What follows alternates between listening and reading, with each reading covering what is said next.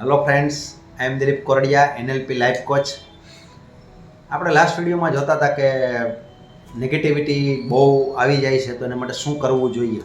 આજકાલ નેગેટિવિટીના એટલા બધા ઇસ્યુ સામે આવે છે, એટલી સમસ્યા એટલી બધી મોટી થઈ ગઈ છે કે એકનું એક થિંકિંગ વારંવાર જેને ઓવર થિંકિંગ કહેવામાં આવે છે, સ્ટ્રેસ વ્યક્તિ અનુભવે છે, જેને છોડવા માંગે છે છૂટતું નથી, જે જોઈતું નથી એ વસ્તુ એની પાસે બર્ડન ફીલ થાય છે અને એને કારણે મેન્ટલી સ્ટ્રેસ તો અનુભવાય જ છે, પણ સાથે સાથે એની ઇફેક્ટ બોડીની અંદર પણ આવે છે.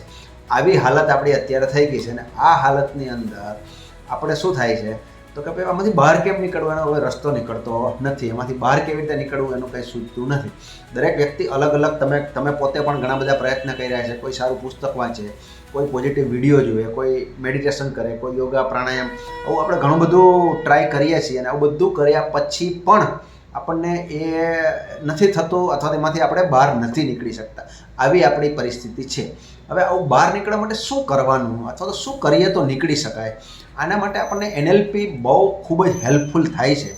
કારણ કે NLP એ રૂટમાં જઈને, તમારા સબકોન્શિયસમાં જઈને, કારણ કે આ જે પેટર્ન પડી છે, ઓવર થિંકિંગની પેટર્ન કહો કે નેગેટિવ વિચારવાની પેટર્ન કહો કે કોઈ પણ વાતમાં ફટ દઈને એમ કે ના મારાથી આ ના થાય, મારે આ નથી કરવું, મને નથી ગમતું, આવું જે નેગેટિવ ટોન્સ કન્ટિન્યુ આવે છે, આ બધી જ વસ્તુ જે આપણી અંદર પડી છે, તો આ જે અંદર પડી રહેલી વસ્તુ જે છે એ પડી રહેલી વસ્તુને કેવી રીતે દૂર કરી શકાય અથવા તો એમાંથી કેવી રીતે બહાર નીકળી શકાય, એવું તો શું કરીએ કે જેને કારણે આપણે આમાંથી બહાર નીકળી શકીએ.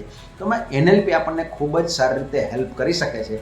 અને NLP જે આપણને હેલ્પ કરે છે, કેવી રીતે હેલ્પ કરે કે આપણને એ ખબર પડે છે કે આપણે જે અત્યારે વિચારીએ છીએ કે મને ઓવર થિંકિંગ થાય છે અથવા મને ગુસ્સો આવે છે, તો આ જે ગુસ્સાનું ઓરિજિન છે એ બીજે ક્યાંક છે. એટલે આપણા બોડીની અંદર, સબકોન્શિયસની અંદર બીજું કોઈ કારણથી ગુસ્સો ત્યાં સ્ટોર થઈ ગયો છે, એની પેટર્ન બની ગઈ છે, બરાબર છે.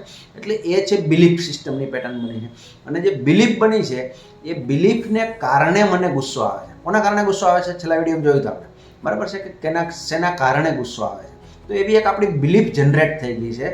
જ્યાં સુધી બિલીફ પર કામ નહીં કરીએ ને ત્યાં સુધી ગુસ્સો દૂર નહીં થાય, ત્યાં સુધી ઓવર થિંકિંગ દૂર નહીં થાય, ત્યાં સુધી બનેલી પેટર્ન છે એ પેટર્ન રિમૂવ નહીં થાય. તો એના માટે શું કરવું પડે? તો કે એના માટે બિલીફ પર કામ કરવું. તો બિલીફ પર કેવી રીતે કામ કરવાનું? તો બિલીફ પર કામ કરવું હોય તો હું જે માનું છું એ મારે ચેન્જ કરવું પડે. શું કરવું પડે? ચેન્જ કરવું પડે. કોઈ મારા સામે આમ એકદમ પેલું જુએ તો મારે ગુસ્સો કરવાનો, આવી અંદર એક બિલીફ પડી છે અથવા એવી કે પેટર્ન જનરેટ થઈ ગઈ છે, વારંવાર આવું થયું હશે તો પેટર્ન જનરેટ થઈ ગઈ. હવે તમે કરવા નથી માંગતા પણ થઈ ગયું છે. તો આવું જે કંઈ અંદર પડ્યું છે એને ચેન્જ કરવાનું છે. અને એને ચેન્જ કરશું તો શું થશે? તો એનું બિહેવિયર ચેન્જ થશે અથવા તો એનો રિસ્પોન્સ ચેન્જ થશે, બરાબર છે. હવે હું કોઈ વ્યક્તિને જોઈને મને ખુશી થાય છે, મને આનંદ થાય છે અથવા તો હું એકદમ ઉત્સાહમાં આવી જાઉં છું, અને એક વ્યક્તિને જોઈને મને ગુસ્સો આવે છે, એક વ્યક્તિને જોઈને મને નફરત આવે છે, એક વ્યક્તિનો વિચાર કરું છું તો મને ધૃણા આવે છે, બરાબર છે. હવે બંને વ્યક્તિ પોતાની અંદર જ છે ને. કોઈને જોઈને મને આનંદ થાય છે અને કોઈને જોઈને મને ધૃણા આવે છે. હવે એમ કે પણ એ વ્યક્તિ જ એવો છે એવું કહીએ તો મારું એવું કહેવું કે એ જે વ્યક્તિ છે એ કોઈને આનંદ આપતો હશે, હોઈ શકે એનું નાનું બાળક હશે તો એના માટે આ પપ્પા એવા ખુશ થઈ જતો હશે. તો એ વ્યક્તિમાં એવું નથી.